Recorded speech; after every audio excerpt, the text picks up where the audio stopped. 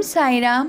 मैं देविका टीम साईं पूजा से आप सभी का साईं पूजा चैनल पर हार्दिक अभिनंदन करती हूँ।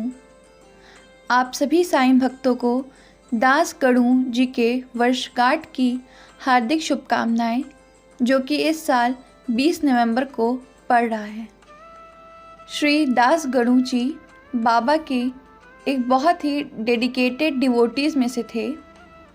उन्होंने अपनी पूरी लाइफ बाबा के मैसेजेस, बाबा की सीख, बाबा की शिक्षा और बाबा का गुणगान करने में उन्होंने पूरी लाइफ बिता दी। उन्होंने अपनी पूरी लाइफ बाबा को समर्पित कर दी, बाबा के लिए सरेंडर कर दी। वे जब भी कीर्तन करने जाते थे तो साथ में बाबा की फ़ोटो रखते थे और फिर वहाँ पे बाबा अपने कीर्तन के थ्रू बाबा का प्रचार प्रसारण करते थे, बाबा की शिक्षा को लोगों तक पहुंचाते थे। और वो इतने अच्छे तरीके से पहुंचाते थे कि उसके बाद लोग उनसे आके पूछते थे कि ये कौन है, तो वो बताते थे कि ये शिरडी के राजा हैं। अपने कीर्तन के थ्रू उन्होंने बहुत से भक्तों को, जो कि बहुत बड़े बड़े लोग, अधिकारियों को भी बाबा की ओर खींच के लाए। दूसरी जगह से भी लोग शिरडी में बाबा से मिलने, बाबा को देखने आते थे, क्योंकि दास गणू जी के कीर्तन से वे इतने प्रभावित हो जाते थे कि सब चाहते थे कि हम एक बार बाबा के दर्शन कर लें, हमारा जीवन धन्य हो जाएगा। साईं सच्चरित्र में भी दास गणू जी की एक घटना है कि वे चाहते थे कि वे गंगा जमुना जाके स्नान करें, मगर बाबा ने उनसे कहा कि तुम्हें इतनी दूर जाने की क्या ज़रूरत है, गंगा जमुना तो यहीं है।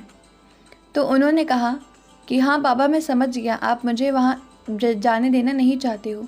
तो बाबा ने कहा कि तुम एक बार आंखें बंद करके मेरे चरणों पे अपने सर को तो रखो।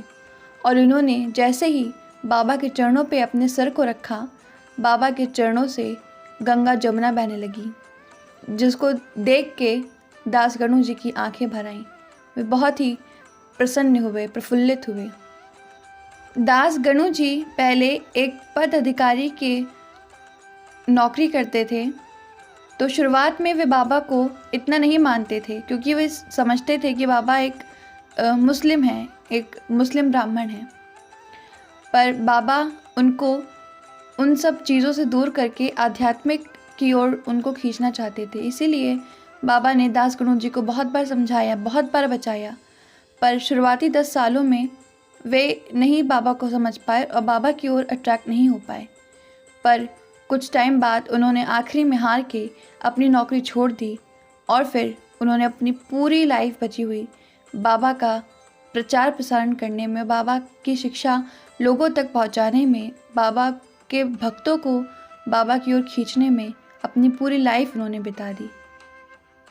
उन्होंने स्तवन मंजरी की रचना की, जिसको पढ़ने से हमारे सारे संकट, सारे दुख, सारे कष्ट दूर हो जाते हैं। इतना पावरफुल मंत्र बाबा के रहते में ही दास गणू जी ने रचा था। दास गणू जी ने ऐसे बहुत से अपने कॉन्ट्रीब्यूशंस दिए हैं, जैसे कि उन्होंने साईं रहम नज़र करना, ये ऐसे पद भी उन्होंने ही लिखा, और शिरडी माजे पंढरपुर, ये बाबा की छोटी सी आरती, जो कि हर व्यक्ति, हर बाबा का भक्त जो जब आरती नहीं कर सकता है तो यही आरती हर बाबा का भक्त प्रेफर करता है। और ये अलग अलग देशों में भी हर जगह ये आरती बाबा की बहुत फेमस है और हर लोग इसी आरती को करते हैं। और बाबा के साथ साथ हम लोग दास गणू जी की पूजा करते हैं, दास गणू जी को भी याद करते हैं। बाबा की दास गणू जी पे असीम कृपा थी, तभी शायद उनकी ख्याति भी बाबा की तरह जगह जगह फैल गई और आज हम लोग दास गणू जी को भी पूजनीय समझते हैं। तो आइए उनकी वर्षगांठ पे हम दास गणू जी को नमन करते हैं और बाबा की अनेक लीलाओं और आशीर्वाद के लिए उन्हें धन्यवाद करते हैं। बाबा ने जैसी कृपा श्री दास गणू जी पे की थी, वैसे ही कृपा बाबा हम सब पर भी करें, हम सब का भी जीवन सफल कर दें। ओम साई राम, जय साई राम।